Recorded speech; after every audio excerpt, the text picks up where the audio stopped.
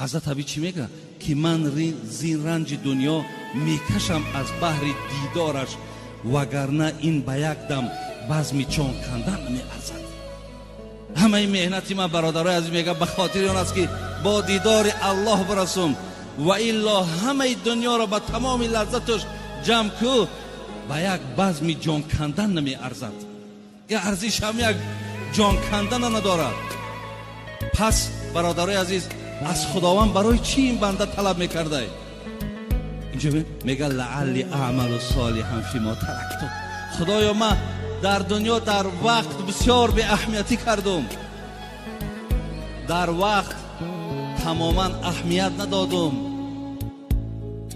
میخواهم که همون به اهمیتی هایی را که در دنیا کردم، وقت های بیهوده را که گذرانیدم، میخواهم جبران او را با عمل صالح